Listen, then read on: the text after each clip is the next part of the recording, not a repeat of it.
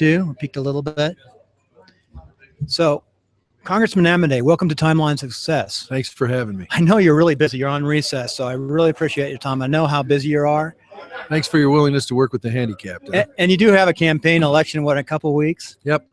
Early voting started last Saturday. And you've got a lot of practice in campaigns. I know that. You know, it's getting to feel that way.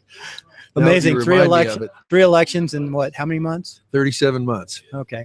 So if you could tell us a little bit about yourself and what you do as a congressman, and we'll talk about how you got there. Okay. Born and raised in Carson City, grew up and went to school in Western Nevada, Carson High, University of Nevada, Reno, law school over the hill in Sacramento, California, 4 years on active duty, 2 daughters, 28 and 31. The young one's a registered nurse. The oldest one is an engineer, works for the Intuitive Surgical Robotic Company, the Da Vinci Machine folks over in the Bay Area, and was in the state legislature for, 14 years.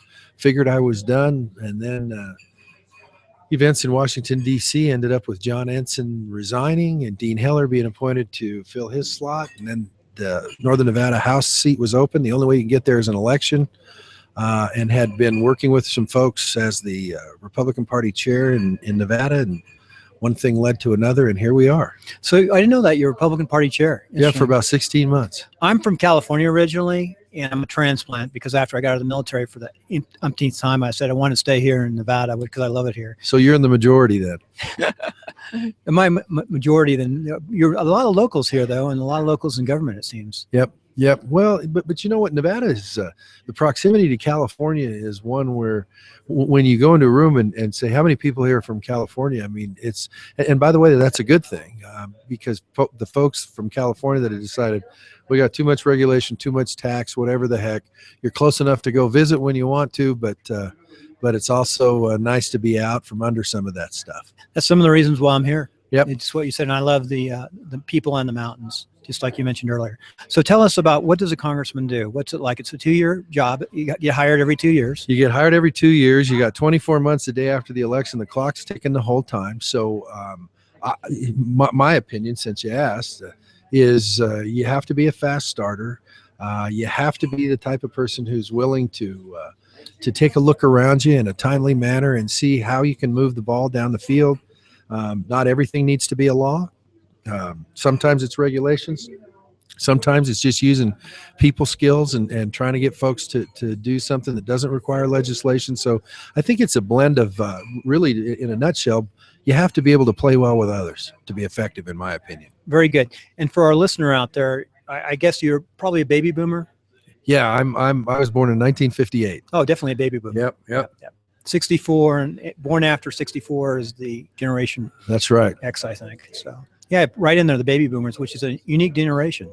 Well, you know, depending on who you're talking to, they describe it as the bulge going through the snake.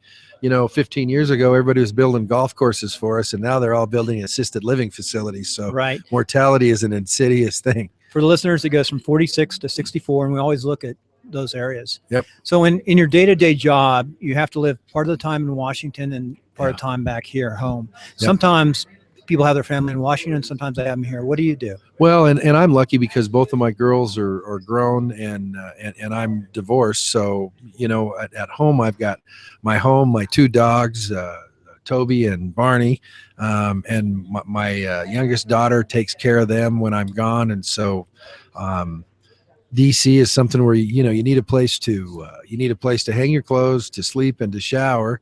And by the time you get done doing your stuff during the day, there's really not a heck of a lot of other time. Don't have a car back there. Use public transportation. Live within walking distance of the Canon office building where my office is. So it's in some ways it's kind of like being back on a university campus. That's nice. They've done a lot of redevelopment over the years. Yeah, and it's that area. I mean, it's an exciting place if you're a patriot or something like that. It's a neat place. The work that I'm doing some days is not that neat, but it's a privilege to be able to say that I tell people, I said, well, I work in Washington, D.C., but I live in Nevada. One follow-up question: do congressmen still sleep in their offices? Yeah, there's a bunch that do, and you know what? I don't blame them. Heck, the rent's back there. It's just for 400 square feet. If you want to be on the hill where you can walk back and forth, is anywhere from $1,600 to $2,500 a month. It's less than, or it's more than what a lot of mortgages out here in Nevada are. Right, right. I know I've done a lot of work in Washington as a reservist, and since the war broke out, Right. they always send us there on temporary duty because it's cheaper than putting us there on permanent station. Right. Believe it or not. Right. We go in and out, and we'll be out of Kansas or some inexpensive place where we work. Exactly. So very good. So driving on, what are some of the challenges day to day with being a congressman? Well, you know, we try to break things down into what's our committee work, what's the stuff we're doing for Nevada, and what's the other stuff that we're working on. And then throughout all of that is a heavy dose of oversight. So the challenges are to try to make the schedule as absolutely efficient as possible in terms of filling it up. So going back to that 24-month thing, so that you don't waste any time at all in terms of when you could be doing oversight, when you could be working on a bill. You know, you answer constituent services, you manage the other 14 people on the staff. So You have there's 14 plenty to people do. on your staff? Well, there's 14 people that we got, 5 in Reno, 1 in Elko, and then 8 back in Washington, D.C. So I for know you total have a of chief 14. of staff and you have a district administrator. We got a district director here. director. We got a chief of staff in D.C. We got a communications guy in D.C., legislative director, 3 people under him, a scheduler, and then a legislative correspondent back in D.C. Here we have a district director, and then we have a couple of folks that work constituent services, Social Security, immigration, military-related stuff. Then we've got folks that also work constituent services, 2 part-time people. Veterans is a big one. And then we've got 1 jack of all trades in Elko, just because we think it's important to have a storefront presence out there. And I'll tell you, veterans, I'm a veteran and I'm a reservist and a veteran at that with 31 years. And I know it's been a lot more need for veteran services now than ever before because of what's happened since 9/11. Because we're creating them at a rate, the quickest rate. Well, Like World War II. Yeah. And actually, my oldest daughter spent 4 years on active duty in the Navy as a ship driver. So I tell people, they talk about veterans. I say, well, I'm a veteran, but the one I'm proud of is my daughter's a veteran. And so the opportunity to serve on the Veterans Committee for 2 years was a good thing. Very good. So stepping back, we want to find out how you got from being in the military. What branch were you? I was in the Army. I was a JAG officer. Oh, JAG. Very Yep. good. I work civil military operations. We're a third Okay. JAGs anyway, and civil military. Right. So how did you get from being a JAG officer to going into local government, public government, and then becoming a congressman? Good That's we got to question. tell our story. And then why did you want to do it? And for those who want to follow in your footsteps. Well, you know, a lot of folks that I looked up to in the community I grew up in, which was Carson City, I looked up to quite a few of the guys. Not that there was a lot, lawyers there. Mickey Laxalt, Senator Laxalt's younger brother, went to school with my dad. Milt Manukian was another guy that I looked up to. Both of them have since passed on. George Allison was the senior guy in the law firm that I was in for a while, and folks like that, to where it was one of those things I was interested in. So when I was fortunate enough to be able to get into law school, then, you know, here you go.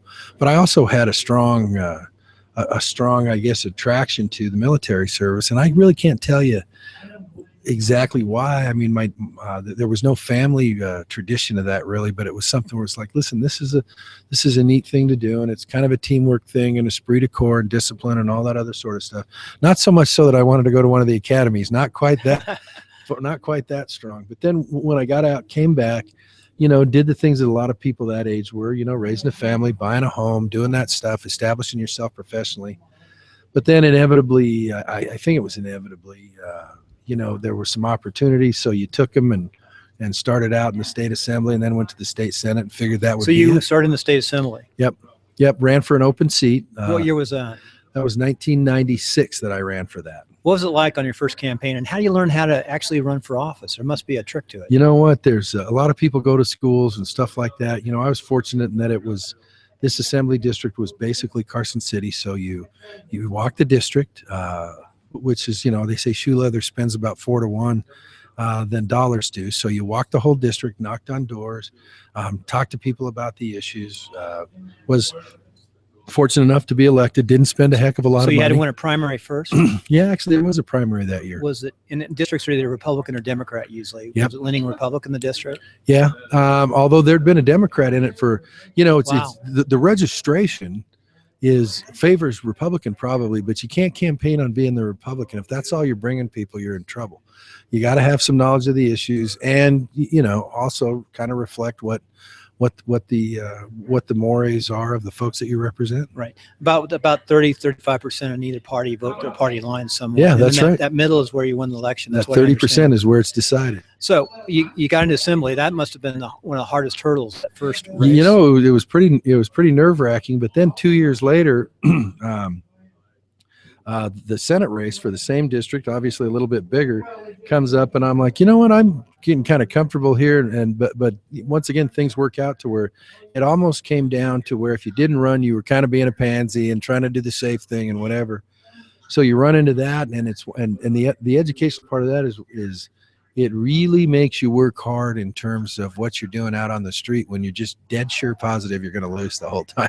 Really? You thought you're going to lose? Yeah, I thought I was good. It's like this guy had never lost a race. And so did you beat an incumbent? Yep. Beat an Wow. incumbent, much to my shock Wow, too. I know it's always not wise to run against incumbents. Well, and you're probably right about that. How many years were you in assembly? I was in the assembly for 2 years, and then ran for the state senate Wow. in this one, and You're probably was there safe for in 12. assembly.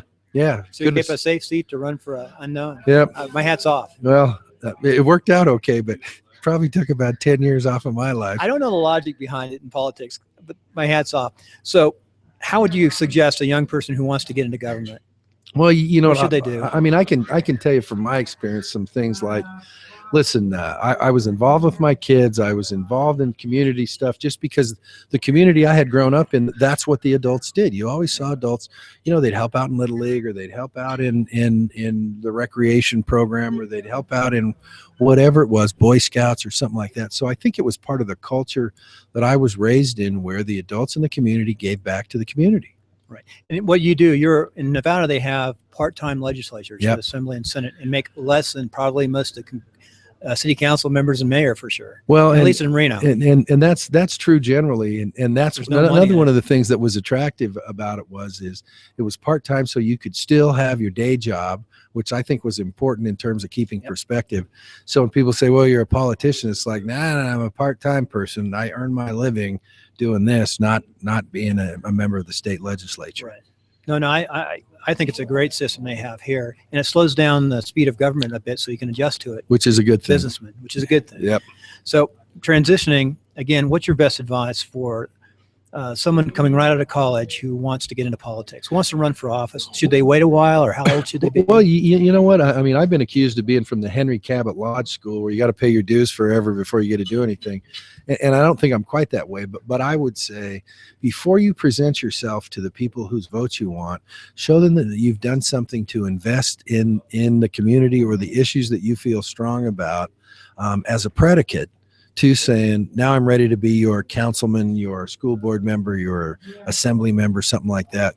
I just think it gives you more, I think it gives you more credibility if you have done things to give back to your community before you say, I want to represent you. Very good. So that's the way to start. Just get involved with your community. How about working on staff?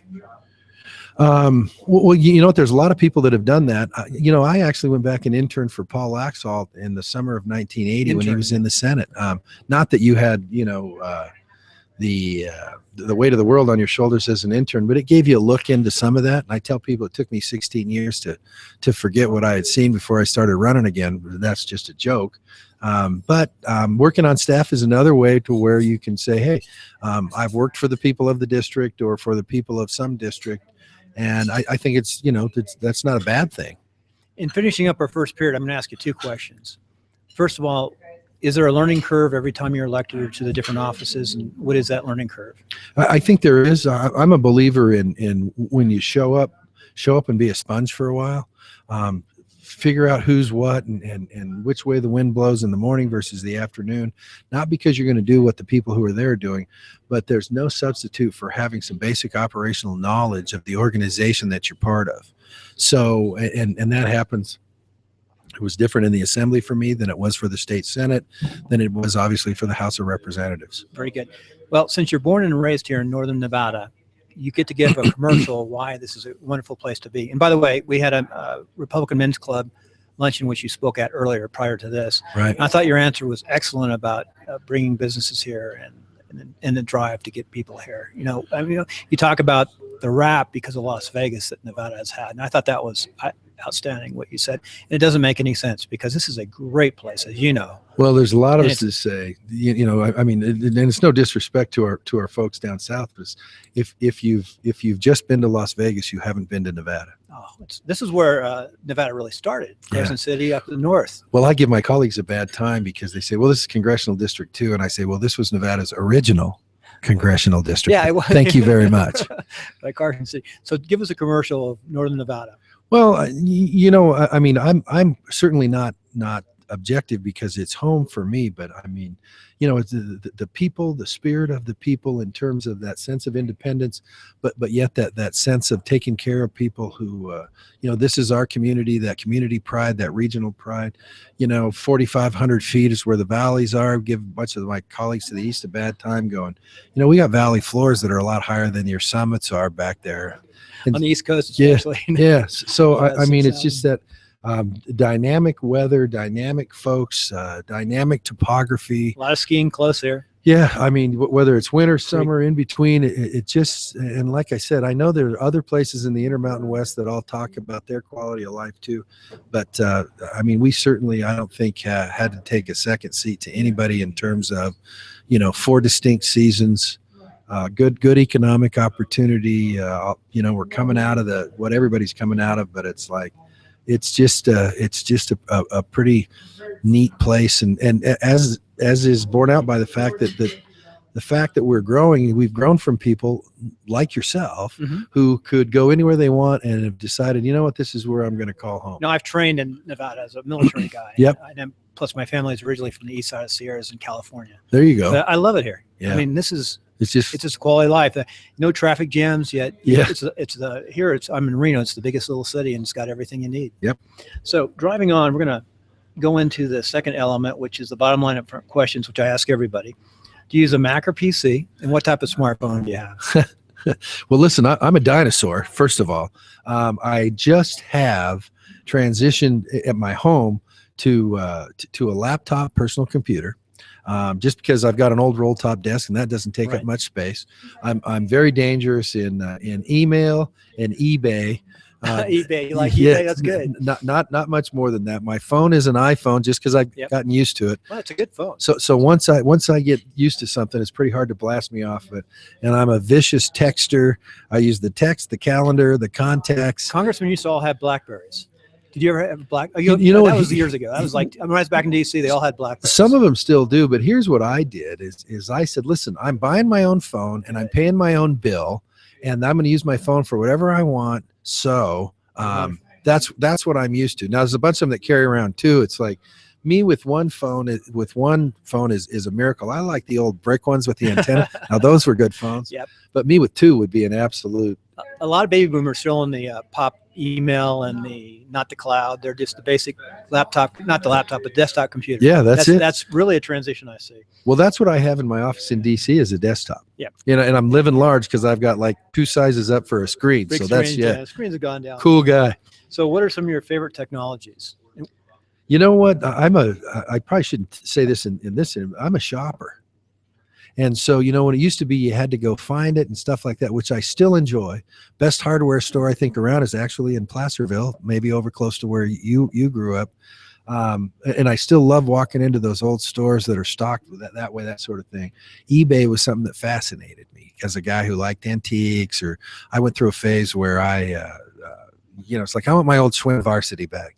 Get on eBay, just put in Schwinn Vars. It's like, here you go, So probably the shopping technology is the stuff that most amazes me growing up in a small town. Competition and choice, and being able to do in Nevada, you can live anywhere if you can get that internet connection. Yep. You can have anything. Yep. And that really helps. That really helps you to live remotely. The internet remote, if you have internet, some of our smaller towns have internet now. Yeah, and actually we're still working on there. There are still some issues in Nevada, and they don't call it rural anymore; they call it frontier. I love it. And so it's like we've got some frontier issues, but it is a good word. I'm from California, so we have the rural areas. Yeah, there you go. Talk about now. What are some of the best? What's your favorite motivational quote? Bloom where you were planted. Bloom where you're planted. Well, that's what you did. It looks like. It's like, we can always sit there and go, I wish I was doing this. And it's like, you can fill up your whole life, your whole day with that. It's like, this is where you're at. Figure out how to make it work. Yeah. Every day, day to day. Yep. And that, I can imagine in Congress, the issues are constantly changing too. So you have to deal with those issues now. Yep. Very, very good. What's your favorite book and author? You know what? The one that I read that comes to mind lately is Unbroken by Laura Hillenbrand, which was about the Mr. Zampese, Right. World War II. So you've read that. Read that, The and movie's coming out too. and you know what? Any book where and I pride myself at trying to be a fairly, but I had a lump in my throat at the end of that stuff. And it's like sitting there. Here's a guy who went to the Olympics as a young guy, then went in this and went. It's like one that really, really, really sticks in your head about the time you start thinking, you know what, I got a problem here. It's like, you haven't overcome anything compared to some folks. It's captured and held by the Japanese. Yep. Amazing. Yep. The greatest generation. And I just stumbled into that because I'm in the dinosaur thing. I don't do a Kindle. I actually buy the book, and if I like it, I want it in hardback, and I want to be able to hold it while I'm reading it. And so that's one of the ones that I read going back and forth on the plane. It was like, my God, just a moving story. Small issue. Overseas, I was in Afghanistan a few times as a reservist. Right. And I tell you what, just a magazine or a book can be a valuable thing. A friend. Hard to explain. Yep. But that can be, especially a magazine, an old magazine is 6 months old. They carry it with you. It's got some good stuff in it. Yeah. Very good. So in tying it all together, what do you enjoy doing when you're not doing your work, which is constant? I imagine when you're in district or out of district in DC, it's constant work every day. You know what? I like to to putter around my home. I'm a wood cutter. I don't burn that much wood, but I like to go out and cut wood and then bring it home. I got a splitter and split it. You got to have your wood pile organized. Sounds like Ronald Reagan didn't he used to split wood. Yeah, but he did it the old-fashioned way, I think. And I got a splitter, a hydraulic splitter. Yeah, I've got a cheater. I like to work in the yard and putter around the house and the garage, old trucks, just kind of pretty down to earth with your hands stuff. Did you do old trucks as a kid or vehicles? You know what? I tinkered with my car and with my dad's truck and stuff like that. But it's one of those things as you got older, I still have my dad's truck. Matter of fact, delivered a guy half a quart of wood this morning. 71 GMC, short bed, fleet side, 4-wheel drive, 4-speed. 350. Run forever if you take care of them. them. They're actually made out of metal. Son of a gun. Sounds like my grandfather's truck. Yeah. Very good. Now, in closing, what is the most important takeaway for the listener that you have? Just basic guidance and information. You know what? Motivation. I don't care what it is you're doing, and it's something that normally I say I don't know how to answer that, but having done this job for about 3 years and going through some pretty frustrating times, I think one of the things that I keep coming back to more and more is, for sure, no matter what you're doing, for sure, if you quit, you lost. Right. And it's like, if you never ran for Senate like you did, you would have lost, right? It's like, but you would have probably kept assembly. It's like, listen, this may be no fun today, and this is whatever, but it's like, if you quit, you lost. And it's like, hey, in many things in life, and I'm not talking about who wins on the basketball game or whatever, but it's like, the older you get, it's like, if you quit, you lost. And that seems to close some doors. So it's like, I'm just like, okay. Well, Congressman Amodei, how can we reach you? How can your constituents or the listener reach you? We're not hard to find. It's amodei.house.gov. Offices in Reno, offices in Vegas, all that information's there. Office in DC. My home phone number is in the Nevada. I think they're or AT&T. They're called now. The phone company's been through a few changes. Home phone number's in the phone book. Mark Amodei, 882-3936. So. And if you're back to DC, isn't there a way that they can see you or come by? They just call those numbers in there, especially Nevada people. I don't like to unless there's absolutely no way. If you're from Nevada and you're in DC, then we'll try to see you, even if we have to drag you to a committee hearing and talk to you in the hall for a minute. So we're in room 222 of the Cannon House office building. Very good. So we have one more important question. What's your favorite food? Part of me wants to say, if it comes through a drive-through window, I like it, but my doctor would kill me. I like it. For Never heard that one. For saying that. You're in pretty good shape too. Yeah, that's surprising. Well, I'm trying to be, but you know what? You're in good shape. More and more being the sophisticated guy I am, a good pizza pie, Yeah. as long as it's got tomatoes on it, is something that makes me a pretty happy guy. That sounds good. Yeah. That sounds good. Very good. Well, thank you very much for the interview today. Appreciate you having me on. Busy schedule. A lot of talking. We'll see you. Thanks. Mark, we appreciate you. I probably shot